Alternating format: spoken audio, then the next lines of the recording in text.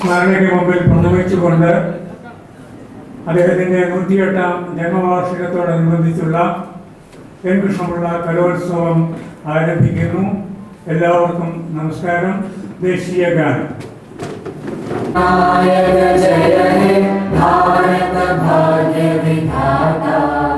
पंजाब सिंध गुजरात मराठा द्राविड उत्कल बंगा विंध्य हिमाचल यमुना गंगा उज्जल जलधि तरंगा तव शुभ नामे जागे तव शुभ आशीष मांगे गाहे तव जय गाथा जन गण मंगल दायक जय हे भारत भाग्य विधाता जय हे जय हे जय हे जय जय जय जय हे.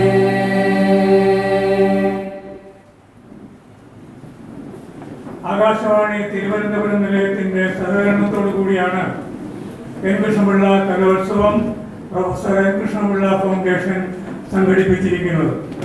ആകാശവാണി തിരുവനന്തപുരം നിലയത്തിൻ്റെ പ്രോഗ്രാം മേധാവി ശ്രീ ബി ശിവകുമാർ ഈ ചടങ്ങിന് ഭദ്രദീപം തെളിക്കും.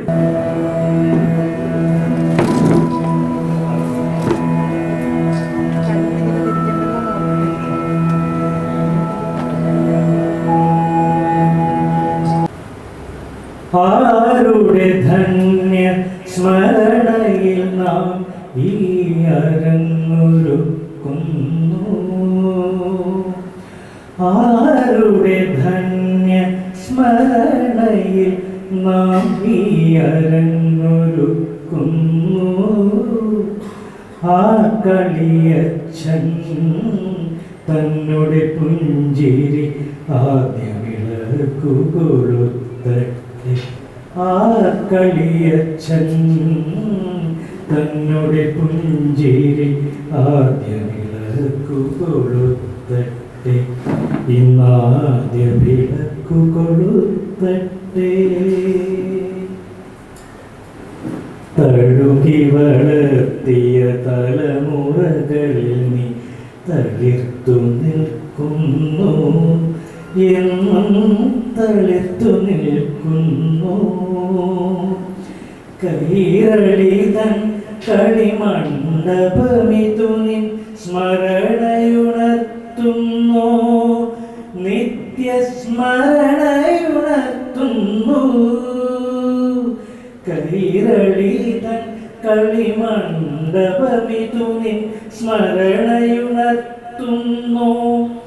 നിത്യസ്മരണയുണർത്തുന്നു. ഉജ്ജ്വല തേജോരൂപ ഉജ്ജ്വല തേജോരൂപ ഭവാനിങ്ങുദിച്ചു നിന്നാലും ഇവിടെ ഉദിച്ചു നിന്നാലും ആരുടെ ധന്യ സ്മരണയിൽ നാം ഈ അരങ്ങൊരുക്കുന്നു.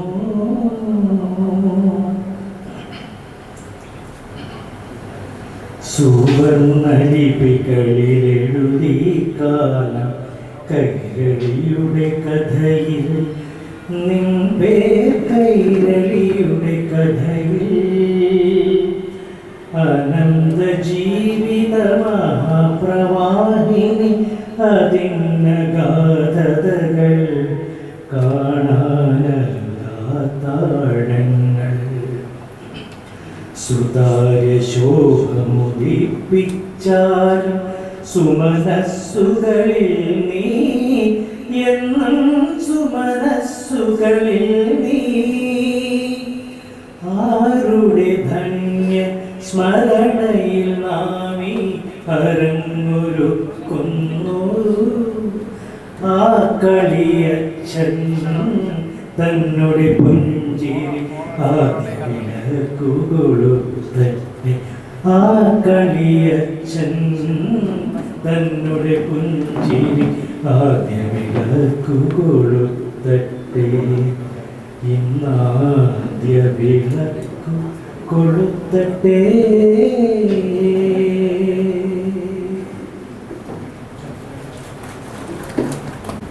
ഗുരുനാഥന് പ്രണാമം. കൃഷ്ണപിള്ള സാർ മരിച്ചിട്ട് 36 വർഷമായി. ഈ ഫൗണ്ടേഷൻ നിലവിൽ വന്നിട്ട് 35 വർഷമായി. ഈ കാലയളവിലൂടെ സഞ്ചരിച്ച ഫൗണ്ടേഷന് നിരവധി മേഖലകളിൽ പ്രവർത്തിക്കാൻ സാധിച്ചിട്ടുണ്ട്.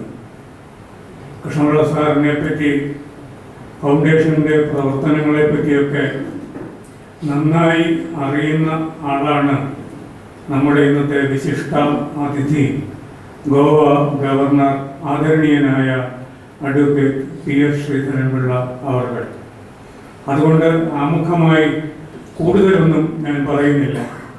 കൃഷ്ണപിള്ള സാറിൻ്റെ സ്മാരകം ആയിരിക്കുന്നതോടൊപ്പം ഇത് ഗുരുശിഷ്യ പാരമ്പര്യത്തിൻ്റെ സ്മൃതി മണ്ഡപവും ആണ്. കൃഷ്ണപിള്ള സാറിൻ്റെ ശിഷ്യരും സഹപ്രവർത്തകരും ആയിരുന്ന ഈ ഫൗണ്ടേഷനെ നയിച്ച മൺമറഞ്ഞ സാരഥികളുടെ ഛായാചിത്രങ്ങളാണ് ഇവിടെ അനാച്ഛാദനം ചെയ്തിരിക്കുന്നത്. കൃഷ്ണപിള്ള സാറിൻ്റെ ഗുരുശ്രേഷ്ഠരായ 10 പേരുടെ നടരാജഗുരുവും ആർ ശങ്കറും തുടങ്ങി 10 ഗുരുശ്രേഷ്ഠരുടെ ഛായാചിത്രങ്ങൾ മ്യൂസിയത്തിലുണ്ട്. എഴുത്തച്ഛൻ ഹാളിൽ ഭാഷാപിതാവായ എഴുത്തച്ഛൻ്റെ ഛായാചിത്രമുണ്ട്. അതേപോലെ കേരളവാണിനി ഹാളിൽ കേരളവർമ്മ AR രാജരാജവർമ്മയുടെ ഛായാചിത്രമുണ്ട്. ഒരു ചിത്രശാല കേരള സംസ്കാരത്തെ കരിപിടിപ്പിച്ച മഹാരഥന്മാരുടെ ചിത്രശാല ഞങ്ങളുടെ ലക്ഷ്യമാണ്. ഇന്ന് ചെറുശ്ശേരിയുടെയും കുഞ്ചൻ നമ്പ്യാരുടെയും ഉണ്ണായി വാര്യരുടെയും ഛായാചിത്രങ്ങൾ ഇവിടെ അനാച്ഛാദനം ചെയ്യുന്നുണ്ട്. അതേപോലെ 3 പുസ്തകങ്ങൾ എല്ലാ വർഷവും നമ്മൾ കൃഷ്ണപിള്ള സാറിൻ്റെ ജന്മവാർഷികത്തോടനുബന്ധിച്ച് സെമിനാറുകൾ നടത്താറുണ്ട്. അടുത്ത വർഷം ആ സെമിനാറിലെ പ്രബന്ധങ്ങൾ പുസ്തകമായി പ്രകാശിപ്പിക്കുകയും ചെയ്യുന്നു. കഴിഞ്ഞ വർഷം എൻ കൃഷ്ണപിള്ളയുടെ സ്ത്രീ കഥാപാത്രങ്ങൾ എന്ന വിഷയത്തിൽ നടത്തിയ സെമിനാറിലെ പ്രബന്ധങ്ങൾ സമാഹരിച്ച് ഇവിടെ പുസ്തക രൂപത്തിൽ പ്രസിദ്ധീകരിക്കുന്നുണ്ട്. മൺമറഞ്ഞ മഹാരഥന്മാരെ പറ്റിയുള്ള ഒരു പുസ്തകം പ്രകാശിപ്പിക്കുന്നുണ്ട്. അതേപോലെ എഴുമറ്റൂരിൻ്റെ അവതാരികകൾ 2ാം ഭാഗവും ഇവിടെ പ്രകാശിപ്പിക്കുന്നുണ്ട്.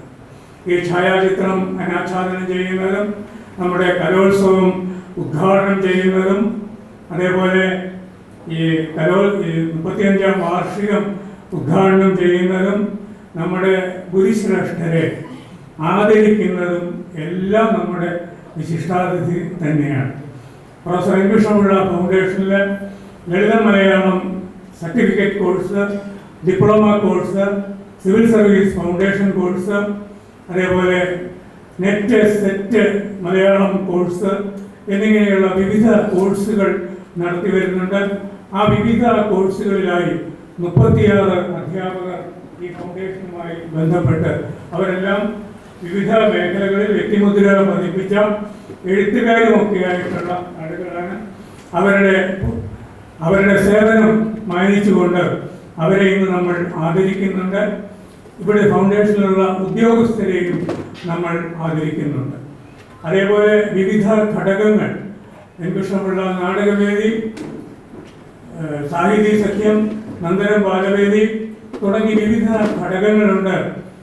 640 എഴുത്തുകാർ ഈ സ്ഥാപനവുമായി ബന്ധപ്പെട്ട് പ്രവർത്തിക്കുന്നുണ്ട്. അവരുടെ വേദിയാണ് സാഹിതി സഖ്യം. ആ എഴുത്തുകാരുടെ ഉത്സവമാണ് എൻ കൃഷ്ണപിള്ള കലോത്സവം. അവരുടെ കലാവതരണങ്ങളാണ് ഇവിടെ അവതരിപ്പിക്കുന്നത്. ബഹുമാനപ്പെട്ട അഡ്വക്കേറ്റ് പി.എസ്. ശ്രീധരൻപിള്ള അവർക്ക് ഈ വേദിയിൽ, ഈ സദസ്സിൽ ഒരു ആമുഖത്തിൻ്റെ ആവശ്യമില്ല. എങ്കിലും 2 വാക്ക് പറയാതിരിക്കുന്നത് ശരിയല്ല. ഒരു രാഷ്ട്രീയ പ്രവർത്തകനായി പൊതുരംഗത്ത് ഇറങ്ങിയ അദ്ദേഹം ഇന്ന് ഗോവ ഗവർണർ ആയിരിക്കുന്നു. അദ്ദേഹത്തിൻ്റെ മഹാകവി ഉള്ളൂർ പറയുന്ന പോലെ ഉദ്യമം യാവജ്ജീവമുദ്യമം എന്നതാണ് അദ്ദേഹത്തിൻ്റെ ജീവിതത്തിൻ്റെ മുദ്രാവാക്യവും സന്ദേശവും. അദ്ദേഹം വിവിധ രംഗങ്ങളിൽ പ്രവർത്തിച്ചു. അഭിഭാഷകൻ എന്ന നിലയിൽ, പ്രഗത്ഭനായ അഭിഭാഷകൻ എന്നുള്ള നിലയിൽ വ്യക്തിമുദ്ര പതിപ്പിച്ചു. അദ്ദേഹം കവിയാണ്, ചരിത്രകാരനാണ്, കഥാകൃത്താണ്. ഇതിനെല്ലാം പുറമെ പ്രകൃതി സ്നേഹിക്കാൻ ലോകത്തിലാദ്യമായിരിക്കാം വാമന വൃക്ഷോദ്യാനം എന്ന ഒരു സങ്കല്പം ലോകത്തിലാദ്യം ഒരാളിൻ്റെ മനസ്സിൽ ഉദിച്ചത്. അദ്ദേഹം കോട്ടക്കലിൽ, ആ സമ്മേളനത്തിൽ ഞാനും ഉണ്ടായിരുന്നു, കോട്ടക്കലിൽ വെച്ചാണ് ഇങ്ങനെയൊരു എൻ്റെ ഒരു ഉദ്യമം തുടങ്ങാൻ പോകുന്നു എന്ന് പ്രഖ്യാപിച്ചത്. ഒരു വർഷമായില്ല, അതിനു മുമ്പേ ആ ഉദ്യാനം ഗോവ രാജഭവനിൽ വളപ്പിൽ നിലവിൽ വരികയും ചെയ്തു. അങ്ങനെ വിചാരിക്കുന്ന കാര്യങ്ങൾ കൃത്യമായി സമയബന്ധിതമായി നടത്തുന്ന ആളാണ് അഡ്വക്കേറ്റ് പി.എസ്. ശ്രീധരൻപിള്ള. ഇപ്പോൾ അദ്ദേഹം, അത് നമുക്ക് പരിചയമില്ലാത്ത പ്രാചീന നമ്മളുടെ ശാസ്ത്രങ്ങളെയൊക്കെ വളർത്തുന്നതിൽ അദ്ദേഹം വഹിച്ചിട്ടുള്ള പങ്ക്. ഇപ്പോൾ വൃക്ഷായുർവേദ ചികിത്സ ഗോവയിലുള്ള രാജഭവൻ വളപ്പിലുള്ള മുത്തശ്ശിമാരായ വൃക്ഷങ്ങൾക്ക് 500 കൊല്ലം വരെ പഴക്കമുള്ള ആ മുത്തശ്ശി വൃക്ഷങ്ങൾക്ക് ആയുർവേദ ചികിത്സ കോയമ്പത്തൂർ ആര്യവൈദ്യ ഫാർമസിയുടെയും കോട്ടക്കൽ ആര്യവൈദ്യശാലയുടെയും സംയുക്താഭിമുഖ്യത്തിൽ ഇപ്പോൾ ആയുർവേദ ചികിത്സ എന്ന പദ്ധതി തുടങ്ങിക്കഴിഞ്ഞു. അങ്ങനെ ബഹുമുഖമായ പ്രവർത്തനങ്ങളിൽ എപ്പോഴും വ്യാപൃതനായിരിക്കുന്ന ഒരു കർമ്മയോഗിയാണ് അഡ്വക്കേറ്റ് പി.എസ്. ശ്രീധരൻപിള്ള അവർ. അദ്ദേഹത്തെ ആദരവോടെ, വളരെ അഭിമാനത്തോടുകൂടി അദ്ദേഹത്തെ സ്വാഗതം ചെയ്യുന്നു. അദ്ദേഹം ഇന്ന് നമ്മുടെ പരിപാടിക്ക് വേണ്ടി മാത്രം ഗോവയിൽ നിന്ന് ഇന്ന് രാത്രിയിൽ ഇവിടെത്തി. ഇത് കഴിഞ്ഞാൽ ഉടനെ തിരിച്ച് അദ്ദേഹത്തിന് പോവുകയും വേണം. അത്ര തിരക്കിട്ട പരിപാടിയിൽ കൃഷ്ണപിള്ള സാറിനോടുള്ള ആദരം, ഫൗണ്ടേഷനോടുള്ള സ്നേഹം ഒക്കെ കൊണ്ടാണ്, നമ്മളോടുള്ള സ്നേഹം ഒക്കെ കൊണ്ടാണ് അദ്ദേഹം ഇവിടെ വന്നിട്ടുള്ളത്. ഞങ്ങളുടെ നന്ദി മനസ്സിൽ സൂക്ഷിക്കുന്നു സാർ. ആദരണീയനായ പന്നിയൻ സാർ തോളോട് തോൾ ചേർന്ന് ഞങ്ങൾ പ്രവർത്തിക്കുന്നു. അദ്ദേഹം ഒരു സാംസ്കാരിക പ്രവർത്തകനാണ് എന്ന് ഞാൻ ആവർത്തിച്ച് പറയും. അദ്ദേഹം നല്ല എഴുത്തുകാരനാണ്. കൃഷ്ണപിള്ള സാറിൻ്റെ മനസ്സറിഞ്ഞ ഒരു പ്രവർത്തകനാണ്. ഞങ്ങളുടെ എല്ലാം സഹോദരനാണ്. അദ്ദേഹത്തെ സ്നേഹത്തോടെ സ്വാഗതം ചെയ്യുന്നു. ഞാൻ നേരത്തെ ഇവിടെ സൂചിപ്പിച്ചതുപോലെ ആകാശവാണി തിരുവനന്തപുരം നിലയത്തിൻ്റെ സഹകരണത്തോടു കൂടിയാണ് ഈ കലോത്സവം ഇവിടെ നടക്കുന്നത്. 4-5 ദിവസം മുമ്പ് തന്നെ ദിവസം 4 തവണ വീതം ആകാശവാണി കലോത്സവത്തിൻ്റെ വാർത്തകൾ ലോകത്തിലെമ്പാടും എത്തിച്ചുകൊണ്ടിരിക്കുകയാണ്. ആ ആകാശവാണി കുറേ വർഷങ്ങളായി നമ്മളുമായി സഹകരിക്കുന്നു. ആകാശവാണിയുടെ തിരുവനന്തപുരം നിലയത്തിൻ്റെ പ്രോഗ്രാം മേധാവി തന്നെ ഈ ചടങ്ങിന് നിലവിളക്ക് ഭദ്രദീപം കൊളുത്തി അദ്ദേഹത്തെ ആദരപൂർവം സ്വാഗതം ചെയ്യുന്നു. ശ്രീ എസ് ഹനീഫ റാവുത്തർ പ്രഭാത് ബുക്സിൻ്റെ മാനേജിംഗ് ഡയറക്ടറാണ്, ജനറൽ മാനേജറാണ്. അദ്ദേഹം എല്ലാ വർഷവും നമ്മുടെ വേദിയിലെ അവിഭാജ്യ ഘടകമാണ്. അദ്ദേഹം നമ്മളുടെ ഒരു വർഷത്തെ പ്രകാശിപ്പിക്കുന്ന പുസ്തകങ്ങളിൽ 1-2 ഒക്കെ ചിലപ്പോൾ അദ്ദേഹം പ്രകാശിപ്പിക്കാൻ തയ്യാറാക്കി ഇവിടെ കൊണ്ട് തരും. അദ്ദേഹത്തെ സ്നേഹപൂർവ്വം കൃഷ്ണപിള്ള സാറിൻ്റെ ശിഷ്യനായ എസ് ഹനീഫ റാവുത്തരെ ആദരവോടെ ഇവിടെ സ്വാഗതം ചെയ്തു. ശ്രീ ജി വിജയകുമാർ ഫേമസ് ബുക്സിൻ്റെ ഇന്ന് 2 പുസ്തകങ്ങൾ പ്രകാശിപ്പിക്കാൻ തയ്യാറാക്കി തന്നിട്ടുണ്ട്. അദ്ദേഹം നമ്മുടെ ഫൗണ്ടേഷൻ അംഗവുമാണ്. വിജയകുമാറിനെ സ്നേഹത്തോടെ സ്വാഗതം ചെയ്യുന്നു. ശ്രീ വി സനൽകുമാർ തുടക്കം മുതൽ നമ്മളോടൊപ്പം സഞ്ചരിക്കുന്ന നമ്മുടെ ഫൗണ്ടേഷൻ്റെ ഖജനാവാണ്, ട്രഷററാണ്. അദ്ദേഹത്തെ സ്നേഹത്തോടെ സ്വാഗതം ചെയ്യുന്നു. ഈ വേദിയിൽ ഇവിടെ നമ്മുടെ ഫൗണ്ടേഷൻ്റെ അംഗങ്ങളുണ്ട്, അധ്യാപകരുണ്ട്, മാധ്യമ പ്രതിനിധികളുണ്ട്, അഭ്യുദയകാംക്ഷികളുണ്ട്, സാഹിത്യ സഖ്യം അംഗങ്ങളുണ്ട്, ഗുരുക്കന്മാരുണ്ട്. എല്ലാവർക്കും സ്നേഹപൂർണമായ വിനീതമായ നമസ്കാരം. പ്രിയപ്പെട്ട ശ്രീ പന്നിയൻ സാർ 2 വാക്ക് സംസാരിക്കും.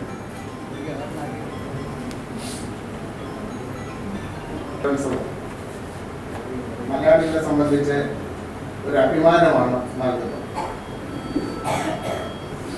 കൃഷ്ണപിള്ള സാറിനെ കുറിച്ച് ഏറ്റവും അടുത്തറിയാവുന്ന സദസ്സാണ് ഇവിടെയുള്ളത്. വായിച്ചറിഞ്ഞും കേട്ടറിഞ്ഞും അദ്ദേഹത്തിൻ്റെ ക്ലാസ്സുകളിൽ ഇരുന്ന് അതിൻ്റെ സുഖം അനുഭവിച്ചും ഒക്കെ വളർന്ന ഒരു തലമുറ. അവരെ സംബന്ധിച്ചിടത്തോളം കൃഷ്ണപിള്ള സാറിൻ്റെ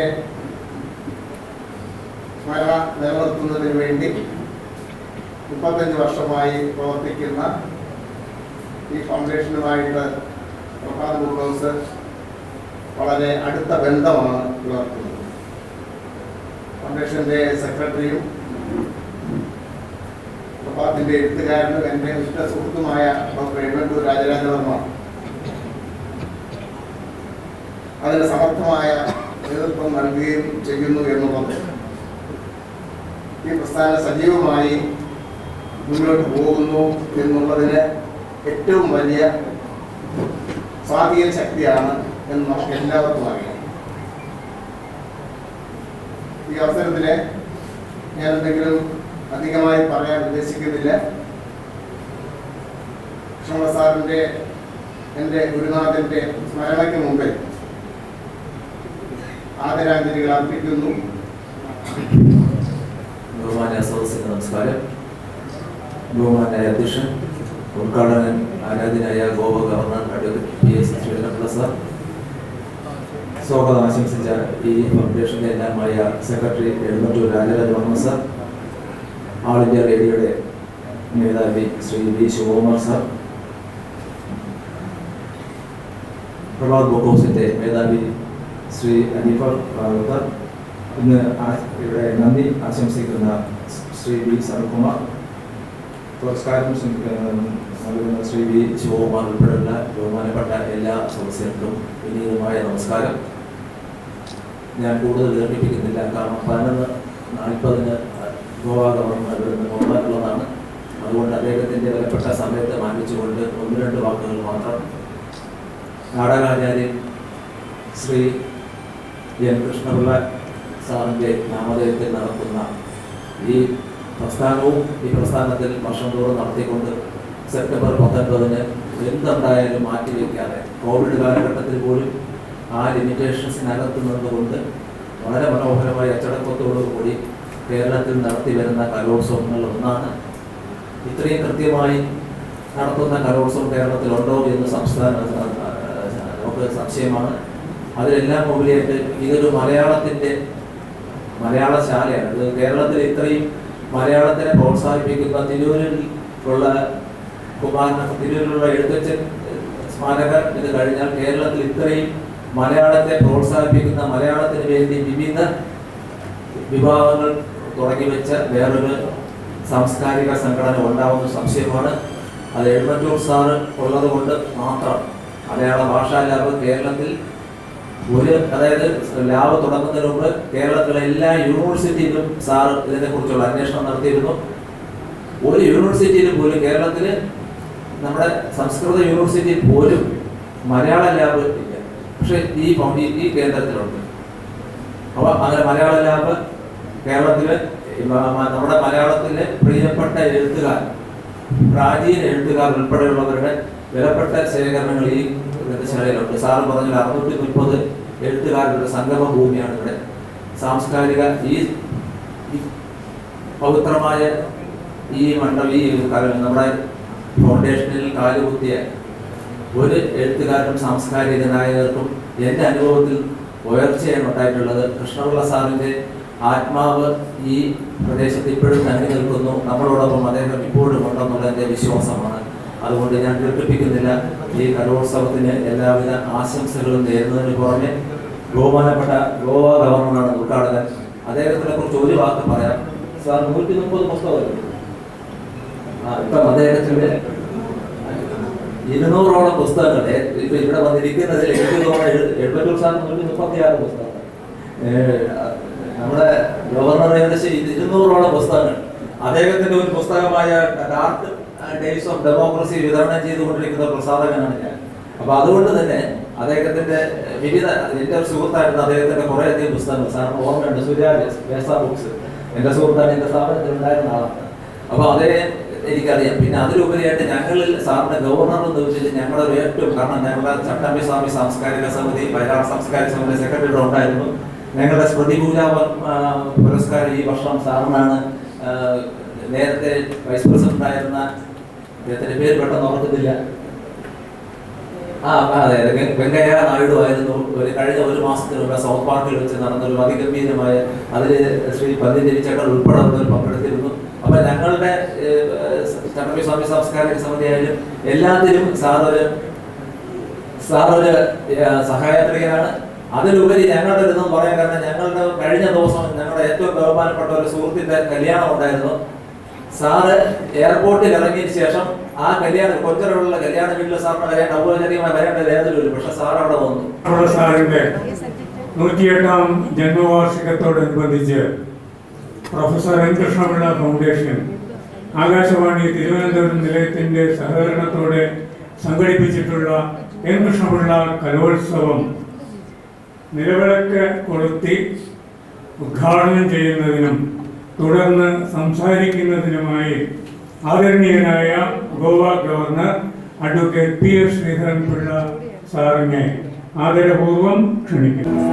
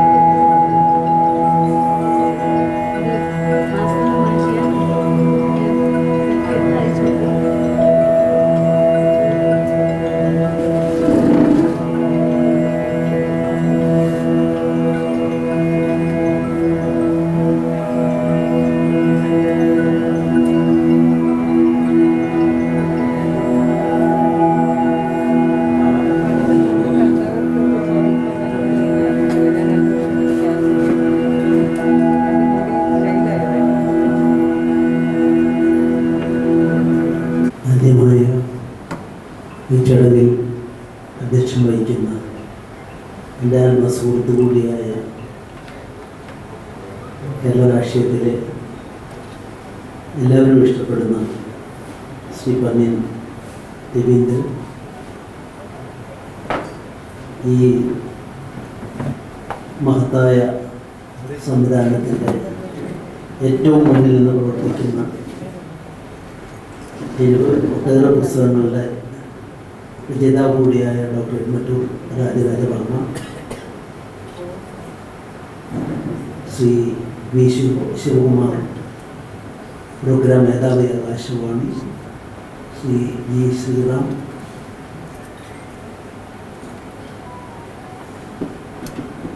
ഡോക്ടർ ശ്രീ ഉദയകല, പ്രഭാത് ബുക്സിൻ്റെ general manager Sadeefa Rawther, Shri G Vijayakumar, Sanilkumar, മറ്റു വേദിയിലും സദസ്സിലുമായി സന്നിഹിതരായിട്ടുള്ള വിശിഷ്ട വ്യക്തികൾ, സഹോദരി സഹോദരന്മാരെ, ഇതൊരു വിസ്മയമായി എനിക്ക് തോന്നുകയാണ്. അതിന് പല കാരണങ്ങളുമുണ്ട്. ഒരുപക്ഷെ എൻ്റെ പരിമിതമായ അറിവിൽ നമ്മുടെ നാടിൻ്റെ സാംസ്കാരിക സാഹിത്യവേദിയിൽ ഏറ്റവും കൂടുതൽ സംഭാവനകൾ അർപ്പിച്ച, എല്ലാവരും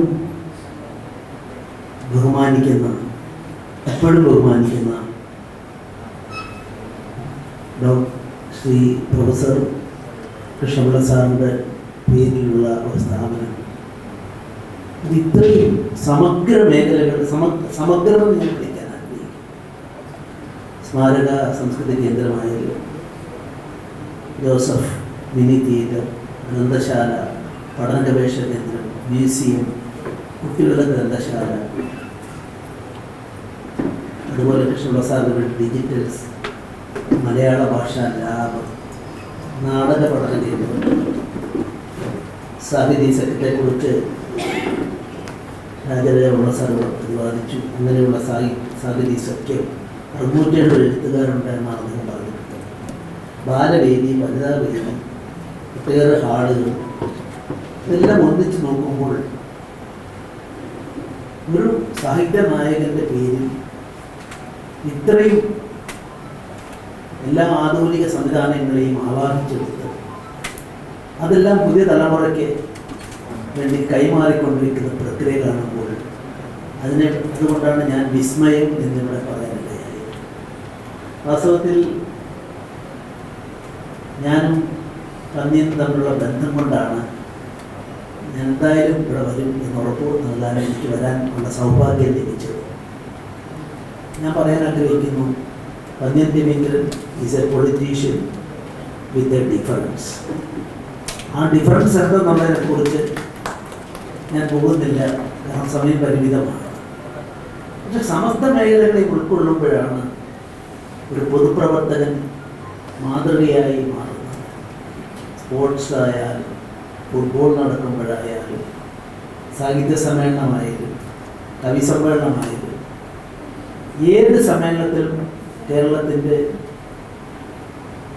സമസ്ത മേഖലകളും അദ്ദേഹം പങ്കെടുക്കുന്നു, പങ്കാളിയാവുന്നു. അതോടൊപ്പം തൻ്റെ പ്രത്യയശാസ്ത്രവും തൻ്റെ രാഷ്ട്രീയവും അഭംഗുരം മുന്നോട്ട് പോകുന്നു. അതുകൊണ്ടാണ് ഞാൻ പറഞ്ഞത് പൊളിറ്റീഷ്യൻ വിത്ത് എ ഡിഫറൻസ്. കേരളത്തിൽ സാഹിത്യ മേഖല, സാഹിത്യ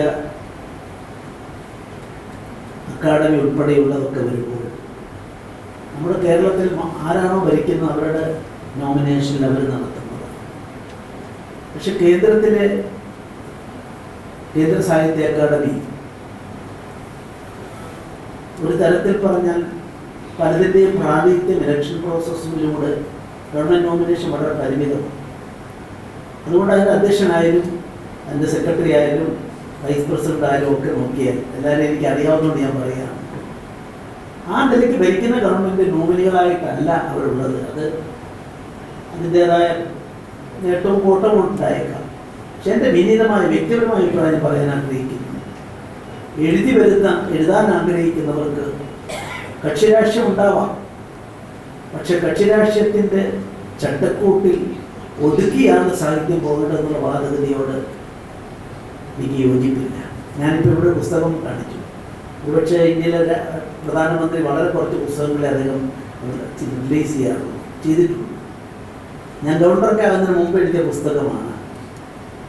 അതിൽ ആ പുസ്തകത്തിൽ നിങ്ങൾക്ക് ഏറ്റവും ശ്രദ്ധേയമായ അനുബന്ധം ഇംഗ്ലീഷിലാണ്.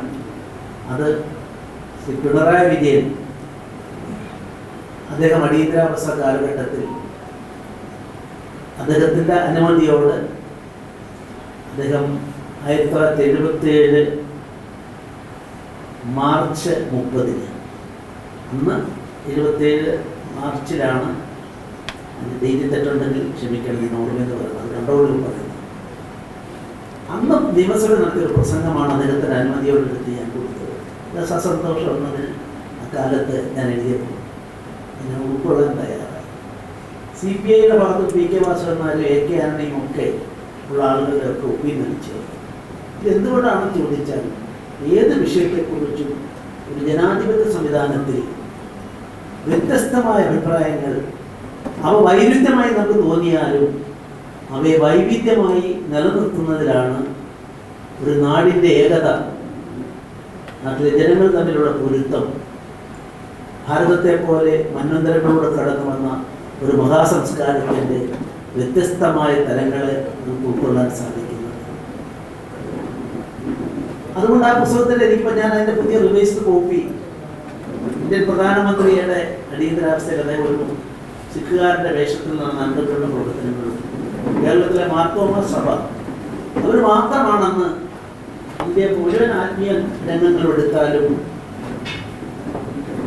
മിസയും DRും ഒക്കെ ഉള്ള ഒരു കാലഘട്ടത്തിൽ എതിരായി ശബ്ദിച്ചാൽ അനന്തമായി തടവുകാരായി കിടക്കേണ്ടി വരുന്ന ഒരു കാലഘട്ടത്തിൽ കേരളത്തിലെ മാർത്തോമ സഭ മാത്രമാണ്, ഞാൻ തടിവരയിട്ട് പറയുന്നു, ആ സഭ അതിൻ്റെ തിരുമേനി അന്നത്തെ അധ്യക്ഷൻ പറഞ്ഞു, നോ, ഇത് ജനാധിപത്യമല്ല, സ്വാതന്ത്ര്യമല്ല, നിങ്ങൾ അംഗീകരിക്കില്ല എന്ന് പറയുകയും.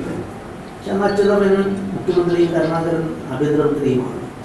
ആ ചെങ്കൂറ്റം കാട്ടിക്കൊണ്ട് എന്നോട് അതിനുശേഷം അദ്ദേഹത്തിൻ്റെ കൂടെയുള്ള ജോസഫ് മെത്രോപ്പൊലീത്ത എന്നോട് പറയുകയുണ്ടായി. അവരെ നടപടി എടുക്കുമെന്ന് പറഞ്ഞുകൊണ്ട് സെൻട്രലിൻ്റെ ആളുകളും ഇന്റലിജൻസും എല്ലാം വന്നപ്പോൾ അച്യുതമേനോൻ്റെ ഒക്കെ ദീർഘദർശിത്വം അതിലുണ്ട്. തിരുമേനി പറഞ്ഞൊരു വാക്കുണ്ട്. തിരുമേനി പറഞ്ഞു, പരമനെ കഴിഞ്ഞാലും ജയിലിൽ കഴിഞ്ഞാലും രണ്ടും ഒരുപോലെ ഉള്ളൂ, അതുകൊണ്ട് ഞാനിത് പിൻവലിക്കുന്നില്ല, മാപ്പ് പറയുന്നില്ല. അപ്പൊ എന്തായാലും നടപടി ഉണ്ടാകും. യുവനോൻ മാത്രമോ മെത്രോപ്പൊലിത്തയും ടീമുമാണ് പറഞ്ഞത്. പക്ഷെ അച്യുതമേനോനെ പോലെ ആളിൻ്റെ ഒക്കെ ദീർഘദർശിത്വം കൊണ്ടാവാം ആ നടപടി നിർത്താൻ അന്നത്തെ സംവിധാനത്തോട് ആവശ്യമില്ല, നടപടി ഉണ്ടായില്ല. അതിൻ്റെ രേഖകൾ ഇപ്പോൾ എനിക്കൊരാൾ തരാം. അന്നത്തെ IG ആയിരുന്ന ആള്, ആ സഭയപ്പെട്ട ആളുണ്ട്. അങ്ങനെ ഒരു അതൊക്കെ പെടുത്തിയ പുസ്തകം ഒന്ന് വീണ്ടും 50 കൊല്ലം അടിയന്തരാവസ്ഥ വരുമ്പോൾ പുറത്തിറക്കാൻ ഞാൻ ആഗ്രഹിക്കുകയാണ്. ഒരു ഗവർണർ വിവാദങ്ങളിലേക്ക് പോകുന്നുവെന്ന് പറഞ്ഞാൽ പോലും ഞാൻ ആ പുസ്തകം എന്തായാലും, വിവാദങ്ങൾ സ്വാഭാവികമാണ്.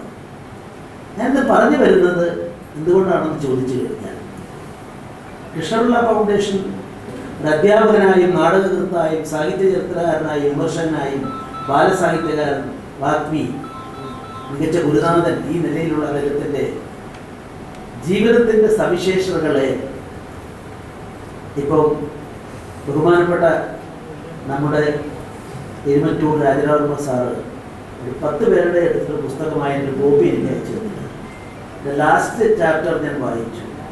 അപ്പോഴാണ് അതിനെയൊക്കെ എങ്ങനെയാണ് സഹൃദയത്തോടെ അത് നേരിട്ടിരുന്നത്. തമാശ, ചിരി, അത് പൊട്ടിച്ചിരിയാണ്. ആ പൊട്ടിച്ചിരിയിലെല്ലാം അലിഞ്ഞു പോകും എന്നൊക്കെ എഴുതി വെക്കുമ്പോൾ ഇത് പുതിയ തലമുറയ്ക്കുള്ള സാധനാപാഠമാണ്.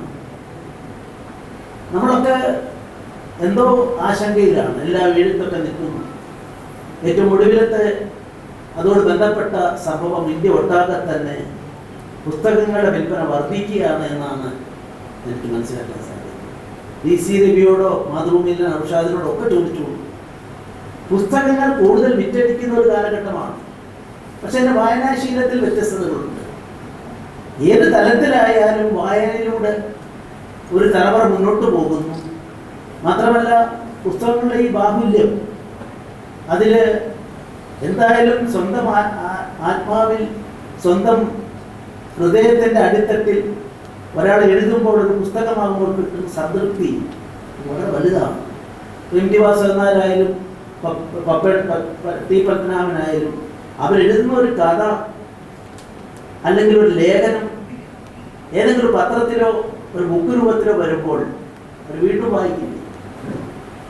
അത് വായിച്ചിട്ട് അവർ അതിൻ്റെതായ ഒരു സംതൃപ്തി, I would like to say calorie of satisfaction.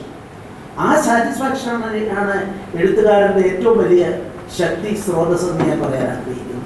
അതുകൊണ്ടാണ് MT പറഞ്ഞത്, ആൾക്കൂട്ടത്തിലെ ആരവങ്ങൾക്കിടയിൽ ഞാൻ എഴുതുന്നു, ഞാൻ എഴുതുമ്പോൾ എൻ്റെ മുമ്പിൽ എഡിറ്റർ ഇല്ല, പത്രാധിപരില്ല, വായനക്കാർ പോലുമില്ല എന്നുള്ള നിലയിലാണ് അദ്ദേഹത്തിൻ്റെ കാഴ്ചപ്പാട്. അത് ലോക സാഹിത്യ രംഗത്തും അങ്ങനെയുള്ളവരുണ്ട്. അതേസമയത്ത് നമ്മുടെ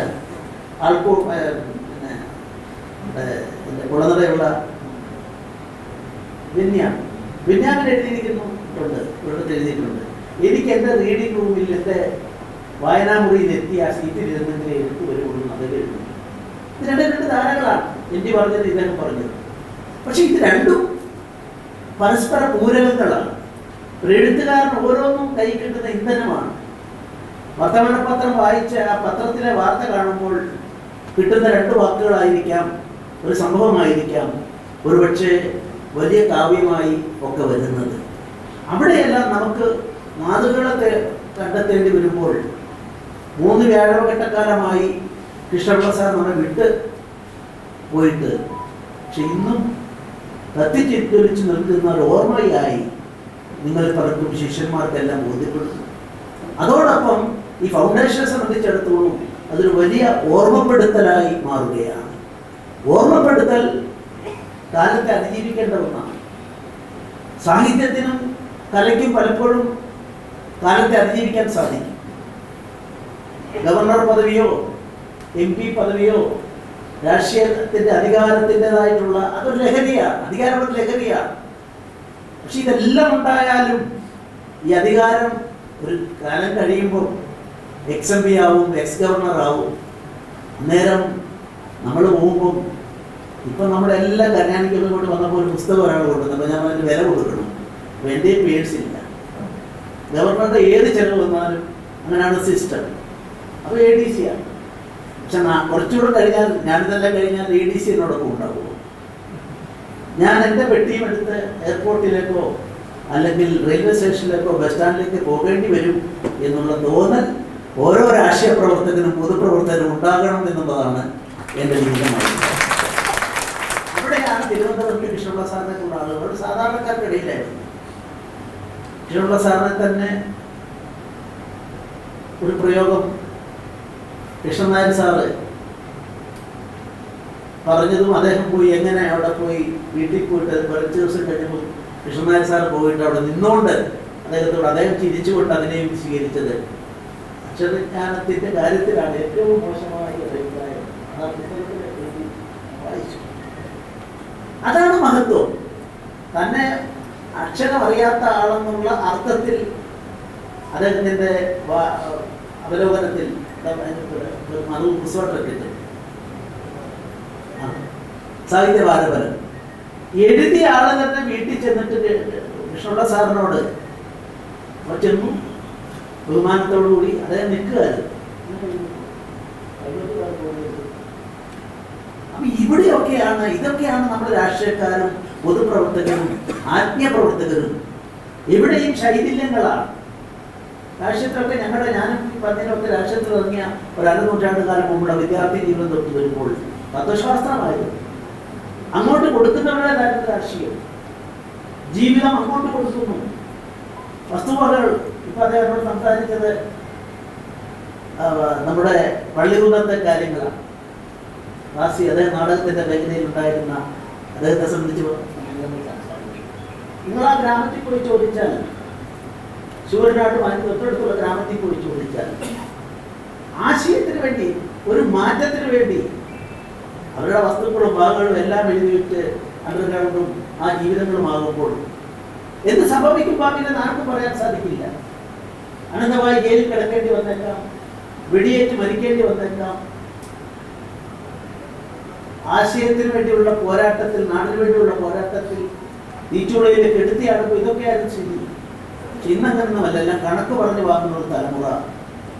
എല്ലാ പ്രസ്ഥാനങ്ങളും വരുന്നുണ്ടോ എന്ന് ഞാനതേ പഠിക്കാനല്ല, ഞാൻ പറയാൻ ആഗ്രഹിക്കുകയാണ്.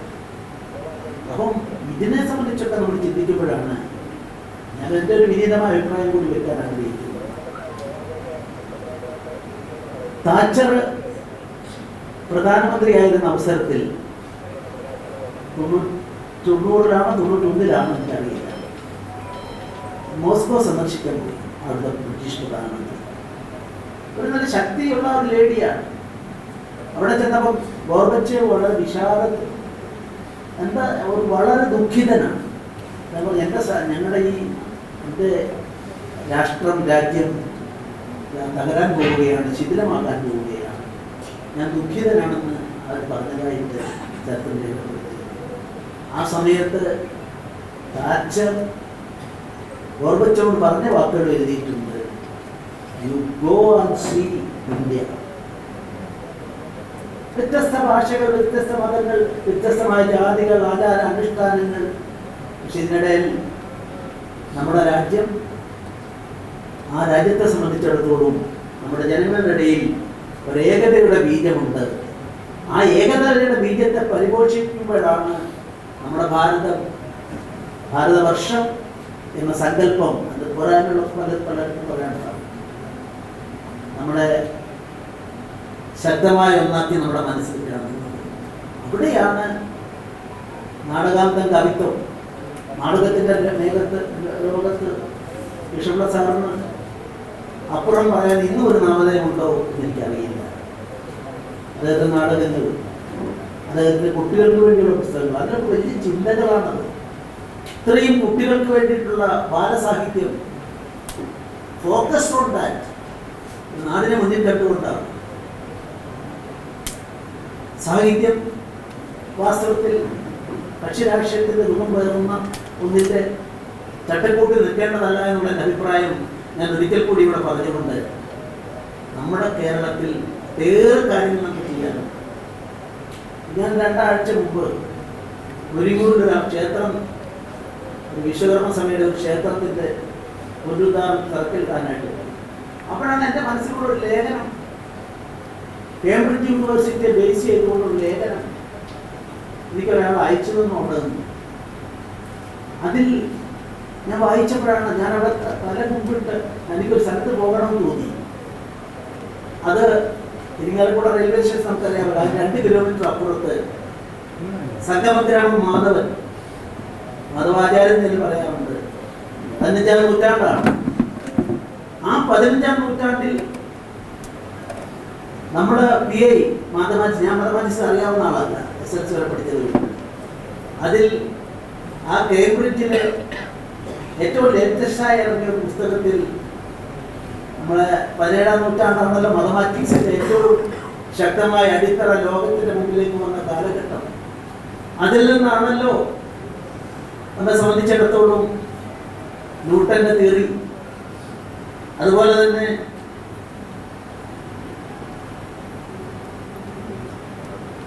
ജെയിംസ് ഗ്രിഗോറിയുടെ തിയറി, ഇതൊക്കെ വന്നത് ആ കാലഘട്ടത്തിലാണ്, 17-ാം നൂറ്റാണ്ടിലാണ്. പക്ഷെ അവരെല്ലാം PI എന്ന് പറയുന്നതിന് കൊടുത്ത ഡെസിമൽ 3.14. പക്ഷേ 17-ാം നൂറ്റാണ്ടിൽ അത് കണ്ടുപിടിച്ചതാണ് മാത്തമാറ്റിക്സിന്റെ ഏറ്റവും വലിയ അടിസ്ഥാനപരമായ കണ്ടുപിടുത്തം എന്നായിട്ട് ഇന്ന് ലോകം വാഴ്ത്തുമ്പോൾ ആരും മലയാളികളോ ഇന്ത്യക്കാരനോ എനിക്കറിയില്ല, ആരും ശ്രദ്ധ ചെലുത്താതിരുന്നിട്ടും 10 ഡെസിമൽ 3.14 അല്ല, അത് 10 ഡെസിമൽ ഉണ്ടെന്ന് 15-ാം നൂറ്റാണ്ടിൽ തെളിയിച്ച, അത് താളിയോല ഗ്രന്ഥങ്ങൾ എഴുതി വെച്ച സംഗമഗ്രാമം മാധവന്റെ മന, അതിലൂടെ ഒരു ക്ഷേത്രം, അവിടെ ഇപ്പോഴും ആ കല്ല് ഞാൻ പോയി കണ്ടു. ആ കല്ല് അവിടെ കിടന്നുകൊണ്ടാണ് അഷ്ടമണം നടത്തി ഇതെല്ലാം നിശ്ചയിച്ചത്. ചന്ദ്രയാന്റെ അതുമായി ബന്ധപ്പെട്ട പേപ്പറുകളോട് കടന്നുപോയാൽ അവർ മാധവനെ പറ്റി പറയുന്നുണ്ട്. അദ്ദേഹം നിശ്ചയിച്ച ഡിസ്റ്റൻസിന്റെ ബേസിലാണ് ചന്ദ്രനും നമ്മളും നമ്മുടെ ദൂരം വന്നതെന്ന്. ഞാൻ ഈ മേഖലയൊന്നും എക്സ്പെർട്ട് അല്ല, 10ാം ക്ലാസ് വരെ പഠിച്ചല്ലാണ്ട് എൻ്റെ വിഷയം വേറെ ആർട്സത്തിൻ്റെ. ഞാനിവിടെ എന്നോട് ചോദിച്ചപ്പോൾ ഞാൻ ആരെയും കുറ്റപ്പെടുത്തിയില്ല. എനിക്ക് വേണമെങ്കിൽ ഉന്നത വിദ്യാഭ്യാസ മന്ത്രികളുടെ നാളെ വേണമെങ്കിൽ അങ്ങനെ പറഞ്ഞാൽ പൊളിറ്റിക്കലായിട്ടൊന്നും മാറുന്നത്. മലയാള മനോരമ അവിടുത്തെ തൃശ്ശൂർ എഡിഷനിൽ 4ാമത്തെ പേജ്, ഒരു ഫുൾ പേജ് ഈ യാത്രയെ സംബന്ധിച്ച്, ഞാൻ അവിടെ ചെന്നതിനെ സംബന്ധിച്ചാണ്. എല്ലാവർക്കും അറിയാം. ഞാൻ അവസാനം പറഞ്ഞു, മലയാളി എന്ന നിലയിൽ ഞാൻ തല താഴ്ത്തുകയാണ്. കേംബ്രിഡ്ജില് അവർക്ക് നിർവാഹമില്ലാതെ, ഞാൻ അടിവരയിരുന്നു നിർവാഹമില്ലാതെ പറയുന്നത്, നിർവാഹമില്ലാതെ മാധവൻ ഒരു ചെറിയ ഐഫ ഡാഷ് ന്യൂട്ടൺ തിയറി എന്ന് പറഞ്ഞിട്ടില്ല, സീരീസ് എന്നാണ് അതിൻ്റെ ഡി കൊടുത്തിരിക്കുന്നത്. നമ്മളിത് പഠിക്കണ്ടേ? ഇതിലെ കൊണ്ട് എത്തിക്കാൻ നമുക്ക് സാധിക്കുന്നോ? കേരളത്തിലെ ഏതെങ്കിലും ഒരു മാത്തമാറ്റിക്സ്, നമ്മുടെ കേരള മാത്തമാറ്റിക്സിലായാലും അതിന് ഉന്നതമായ പഠന കേന്ദ്രങ്ങളിലായാലും ഏതെങ്കിലും പാഠ്യപുസ്തകങ്ങളിലായാലും മാധവൻ എന്ന് പറഞ്ഞ ഒരാളോ അദ്ദേഹത്തെ ഇതിനെപ്പറ്റി ഒരു വാക്ക് പറഞ്ഞിട്ടുണ്ടോ? ബഹുമാനപ്പെട്ട പ്രധാനമന്ത്രിയുടെ ശ്രദ്ധയിൽ കൊണ്ടുവന്നു. ഇപ്പോഴവിടെയുള്ള സെൻറ്റ് ജോസഫ്സ് കോളേജിലെ സിസ്റ്റർ ഏറ്റെടുത്തിട്ട് അവർ റിസർച്ച് തുടങ്ങി അവർ പോയി ഡൽഹിയിലൊക്കെ പോയിട്ടുണ്ട്. അപ്പം നമ്മുടെ ഇവിടുത്തെ നമ്മുടെ വാല്യൂസിനെ നമ്മൾ നഷ്ടപ്പെടുത്തുകയാണ്. പുതിയ തലമുറയ്ക്ക് ഇതുവരെ അറിയിക്കട്ടെ. അതുകൊണ്ടാണ് ഞാൻ പറഞ്ഞത്, കൃഷ്ണപിള്ള സാറ് നമുക്കൊരു ഓർമ്മയാണ് ഒരു ഓർമ്മപ്പെടുത്തൽ വാങ്ങുന്നു എന്ന് ഞാൻ പറഞ്ഞത്. ആ ഓർമ്മപ്പെടുത്തൽ പന്നിനും എഴുപറ്റൂരും ഒക്കെ ഉള്ള അവർ നേതൃത്വം കൊടുത്ത ഈ സ്ഥാപനം കണ്ടപ്പോൾ എനിക്ക് അതുകൊണ്ടാണ് ഇതിനെ വിസ്മയമെന്ന് പറയാൻ സാധിച്ചത്. തീർച്ചയായും അങ്ങനെ സാഹിത്യരംഗത്തോട് ബന്ധപ്പെട്ട് വേറെ നമ്മുടെ ഓർമ്മയിലേക്ക്, ലോകത്തിൻ്റെ മാനവരാശിയുടെ ഓർമ്മയിലേക്ക് എൻ്റെ ഒരു സംരംഭത്തെ പറ്റി എഴുപറ്റൂർ കൂടെ പറഞ്ഞു.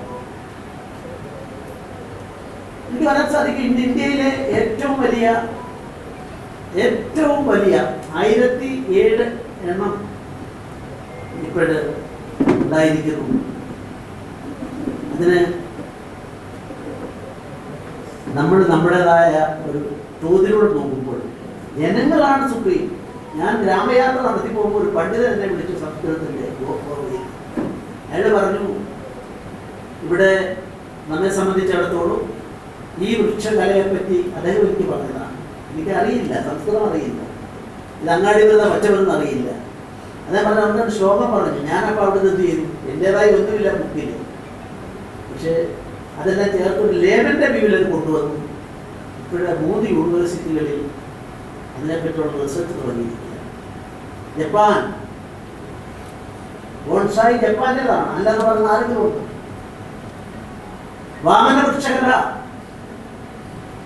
ഞാൻ ആരെയും താഴ്ത്തിക്കെട്ടുകയല്ല, നമ്മുടെ ആയുർവേദ മേഖലയിലെ ആൾക്കാർക്കും വലുതായിട്ടൊന്നും അതിനെപ്പറ്റി അറിയില്ല. എവിടെയോ ഒരു പരാമർശമുണ്ട് വാമൻ. കിഷ്കിന്ധയിലെ 365 ദിവസവും പഴങ്ങളും പൂക്കളും തരുന്ന ഒരു കാണും. ഋതുഭേദങ്ങളൊന്നും അതിനെ ബാധിക്കുന്നില്ല.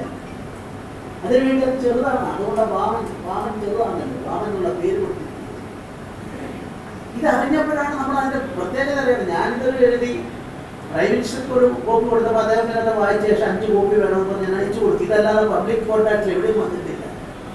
പക്ഷെ ജപ്പാൻ അതറിഞ്ഞിട്ട് ജപ്പാന്റെ ഇന്ത്യൻ കൗൺസിൽ വന്ന് എന്നെ കാണുമെന്ന് പറഞ്ഞു. അപ്പോൾ ഇതൊന്നും പറഞ്ഞില്ല. എന്നെ കാണാൻ, ഞങ്ങളെ കാണാൻ ഗവർണർമാരോട് സംസാരിക്കണമെങ്കിൽ അവർക്ക് ഹോം മിനിസ്റ്ററിലൊക്കെ അറിയിക്കണം. അറിയിച്ചെല്ലാം വാങ്ങുവാണ്.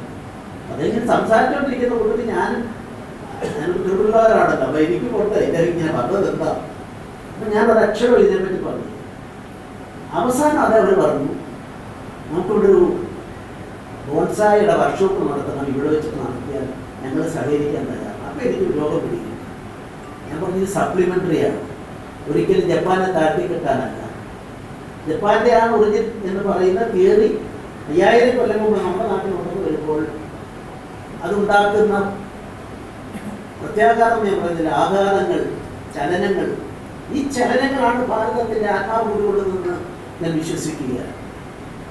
ഇവിടെ ഇരിക്കുന്നവർ പലരും അമ്പലത്തിൽ പോയി പൂജ കാണുന്നവരാണ്. തന്ത്രശാസ്ത്രമായപ്പോഴാണ് തന്ത്രത്തിൻ്റെ പല വിധികളുമുണ്ട്. ഹോമ സംസ്കാരവും തന്ത്രവും രണ്ടാണെന്ന് പറഞ്ഞുണ്ടായ അന്നത്തെ ചിന്താധാരയിലും അല്ലാതെയും ഉണ്ടായ ഒരുപാട് സംഭവങ്ങളുണ്ട്. പക്ഷേ തന്ത്രം ശാസ്ത്രമായത് എപ്പോഴെന്ന് ചോദിച്ചാൽ സർ ജോൺ വുഡ്രൂഫ്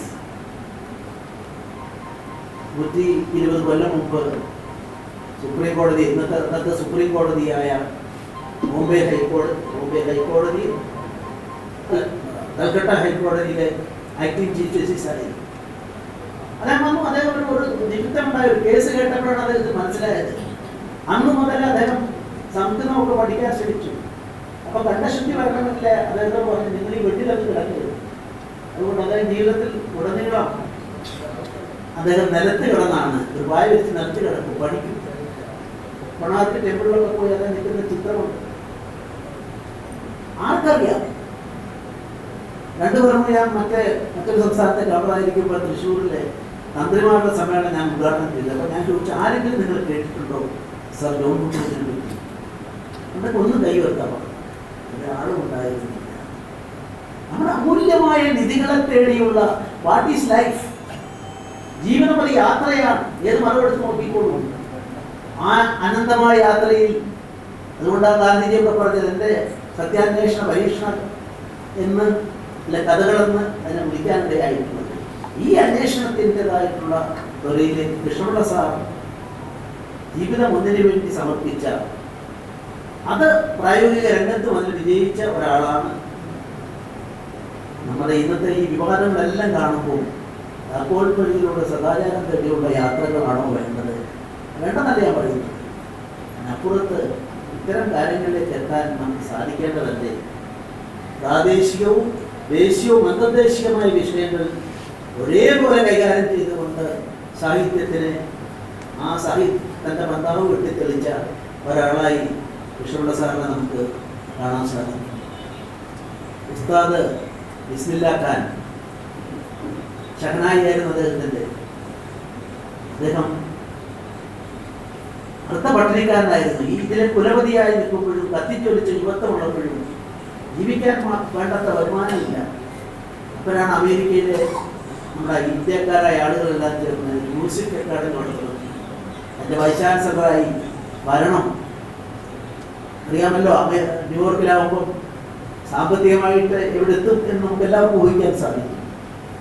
ഞാൻ വരാമല്ലോ, I am prepared to come, I am ready to come. ഒരു കണ്ടീഷൻ, എൻ്റെ ഗംഗയെ ന്യൂയോർക്കിലേക്ക് കൊണ്ടുവരാമെങ്കിൽ ഞാൻ വരാം. അതുകൊണ്ടാണ് ഞാൻ പറഞ്ഞത്, ഈ രാജ്യത്തിൻ്റെ ഏകീകരണത്തിൽ മറ്റ് പലതിനോടൊപ്പം മതത്തിനോ ജാതിക്കോ ഭാഷയ്ക്കോ ഒന്നും സാധിക്കാത്തത് കലയ്ക്കും സാഹിത്യത്തിനും സാധിക്കും. കലയും സാഹിത്യവും കാലദേശങ്ങളെ അതിജീവിച്ച് നിൽക്കുന്നതാണ്. എൻ്റെ ഗവർണർഷിപ്പും അദ്ദേഹത്തിൻ്റെ MP സ്ഥാനവും ഒക്കെ കുറച്ചു കാലം ഞങ്ങളെ രണ്ടുപേരും ഓർക്കുന്നവരുണ്ടാവും. അത് കഴിഞ്ഞാൽ അതൊന്നും ഉണ്ടാവില്ല. ഇപ്പം ഷേക്സ്പിയറെ പറ്റി അറിയാത്ത ആരും ഇവിടെയില്ല. ഷേക്സ്പിയറുടെ കാലത്തെ ഭരണാധിപൻ എല്ലാം അടക്കി ഭരിച്ചിരുന്ന ആളാരെന്ന് ചോദിച്ചാൽ, അല്ല ഹിസ്റ്ററി വിദ്യാർത്ഥികൾക്ക് ചിലപ്പോൾ ഒന്നോരുണ്ടാവും പറയാൻ സാധിക്കും, ബാക്കിയുള്ളവർക്ക് അറിയില്ല. അതുകൊണ്ടാണ് ഞാൻ പറയുന്നത്, നമ്മുടെ സാഹിത്യത്തിലേക്ക് കലയിലേക്ക് പോവുക. സിനിമാ രംഗത്ത് ഒക്കെയുള്ള നമ്മൾ നല്ലതാണ്, ഏറ്റവും ജനകീയമായ കലയാണ്. ഏറ്റവും ലേറ്റസ്റ്റായ ഒരു കാര്യം കൂടി ഞാൻ പറയാം. ഇന്ന് പുസ്തകങ്ങൾ ഇന്ത്യയിലെ ഏറ്റവും കൂടുതൽ വിറ്റഴിച്ച പുസ്തകം ഏതെന്ന് ചോദിച്ചാൽ ഷാജഹാനോട് ബന്ധപ്പെട്ട, അദ്ദേഹത്തിൻ്റെ കുടുംബത്തോട് ബന്ധപ്പെട്ട കഥകൾ വന്ന 2 പുസ്തകങ്ങളാണ്. അത് മൂത്ത മകൻ ധാരാഷിപ്പോ, ഇതൊക്കെയാണ്. ഇതിനോട് ബന്ധപ്പെട്ട കഥകളും നോവലുകളും ഒക്കെ ആളുകൾ ഇന്ത്യയിൽ വായിക്കുന്നു എന്ന് പറയുമ്പോൾ ഞാൻ അതിൻ്റെ ഒരു ലേഖനത്തിൽ വായിച്ചതാണ്. ധാരാഷിപ്പൂറിൻ്റെയും അദ്ദേഹത്തിൻ്റെ സഹോദരരുടെയും ഒക്കെ അധ്യായങ്ങൾ. ഒട്ടേറെ കാര്യങ്ങൾ പറയാനായിട്ടുണ്ട്. എൻ്റെ സമയം എനിക്ക് അതുകൊണ്ട് ഞാൻ അതിനു വേണ്ടി മുതിരുന്നില്ല. കലയ്ക്കും സാഹിത്യത്തിനും സാധിക്കും.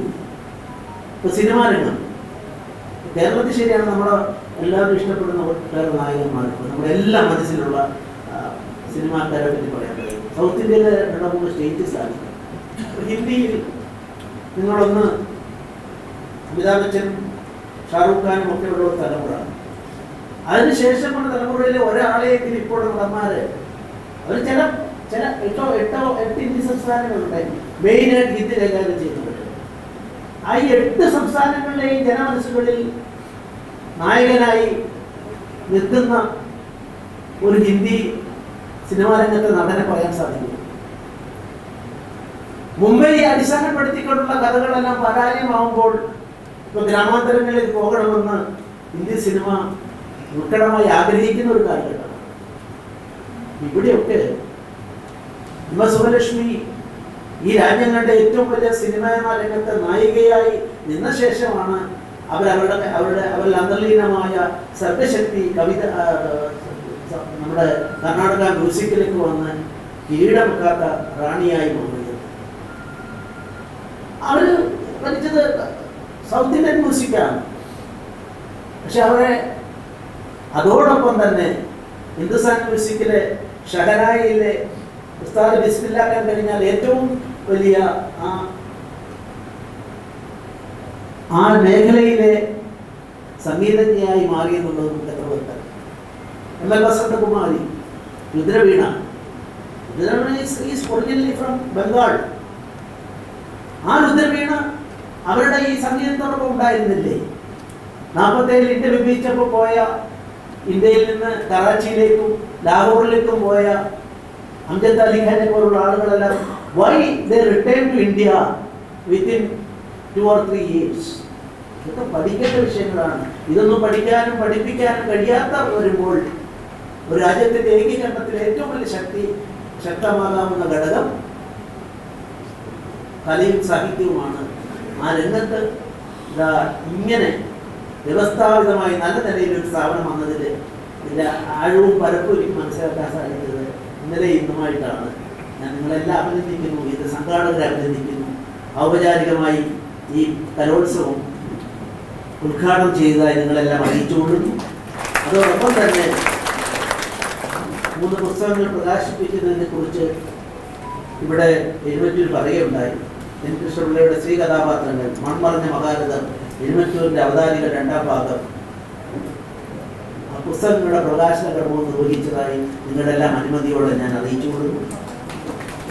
ചെറുശ്ശേരി നമ്പൂരി, ഉണ്ണായി വാരൻ, കുഞ്ചൻ നമ്പ്യാർ എന്നിവരുടെ ഛായാചിത്രങ്ങൾ അനാച്ഛാദനം, അതും നിങ്ങളുടെ എല്ലാം അനുമതിയോടെ അത് നിർവഹിക്കാൻ എന്നെ അനുവദിക്കണമെന്ന് അഭ്യർത്ഥിക്കുന്നു. ഈ സമ്മേളനത്തിൽ പങ്കെടുത്ത നിങ്ങൾക്ക് എല്ലാവർക്കും നന്മ നൽകുന്നുകൊണ്ട് ഞാൻ പറഞ്ഞ സമയത്ത് നിർത്തുന്നു. ഗവർണർ പങ്കെടുക്കുന്ന പരിപാടിയിൽ സാധാരണഗതിയിലൊരു പ്രോട്ടോകോൾ, ആ 1 മണിക്കൂർ ഗവർണർ എല്ലാം കഴിഞ്ഞ ശേഷം പോകാവുന്നത്. അന്യനോടുള്ള സ്നേഹം കൊണ്ട് പോകാതുകൊണ്ട് എനിക്ക് ആദ്യം സംസാരിക്കാൻ അനുവദിക്കുന്നു. ഒരു പ്രോഡിൻസിസ്റ്റ് വന്നെനിക്കറിയില്ല. ഗവർണർ അവസാനം പ്രസംഗിക്കണം ജനങ്ങളുണ്ട്. അപ്പം ആരെന്ത് പറഞ്ഞാലും അവസാനം ഗവർണറുടെ അഭിപ്രായം ഇങ്ങനൊരു നല്ല നടപടിയെന്ന് എനിക്ക് തോന്നുന്നില്ല. പന്നിനുള്ള മാറ്റി എനിക്ക് ആദ്യം അവസരം തന്നു. അപ്പം നിങ്ങളെല്ലാവരും ജനാധിപത്യത്തിൽ ജനങ്ങളാണ് കൂടി സുപ്രീം, ജനങ്ങളാണ് സുപ്രീം. എന്നെ നിങ്ങൾ പോകാൻ അനുവദിച്ചാൽ ഏത് പ്രോട്ടോക്കോളും പ്രശ്നമല്ല. പിന്നെ പോകാൻ അനുവദിക്കണമെന്ന് അഭ്യർത്ഥനയോട് ഞാൻ നോക്കുന്നു. നമസ്കാരം. ജയ് ഹിന്ദ്, ജയ് ഭാരത്.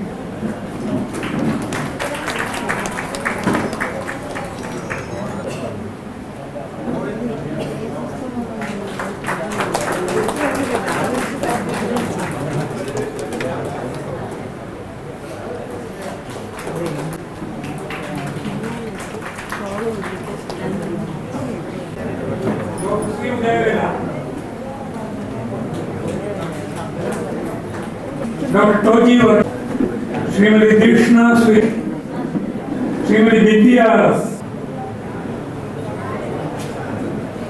श्री नंदूवी, श्रीमती सावित्री देवी,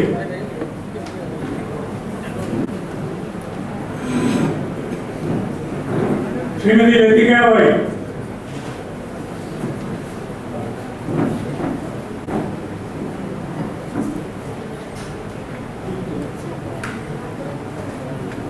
GS, श्रीमती मीनांबिका देवी S,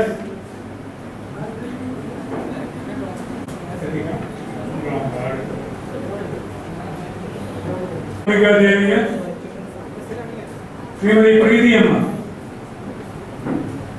Gita Kumari,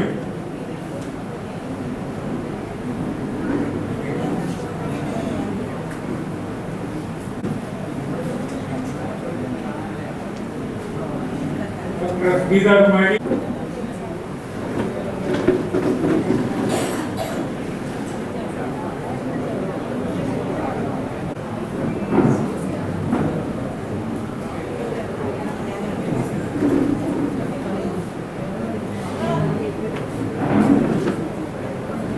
K Vasu, process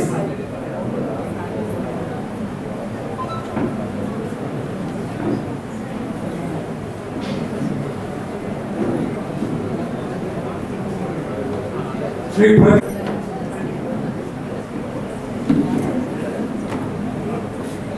प्रोसती Nandkumar,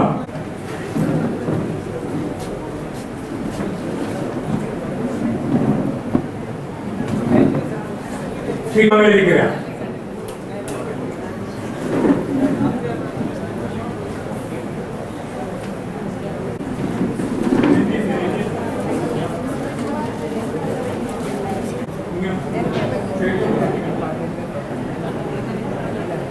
श्रीराजा,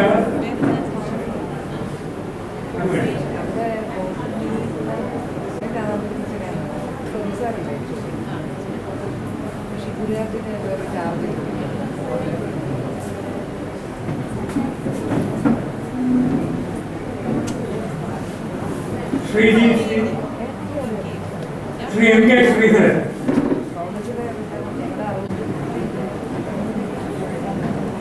Shrimati Anupama,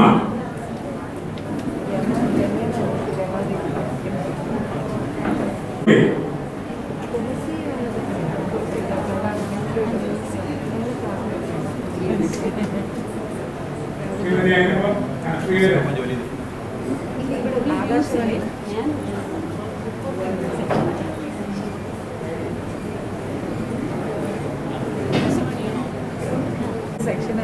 Thirumala Sivankutty,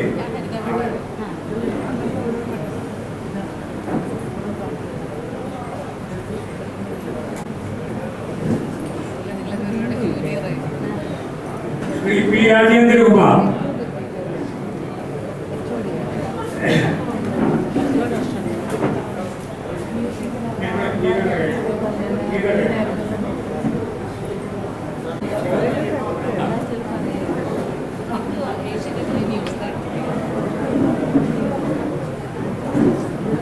ഉദ്യോഗസ്ഥരുടെയും നല്ല മനസ്സും പ്രവൃത്തിയുമാണ് ഈ ഫൗണ്ടേഷന്റെ വിജയത്തിന് കാരണം. അവരോട് ഫൗണ്ടേഷൻ കടപ്പെട്ടിരിക്കുന്നു. അവർ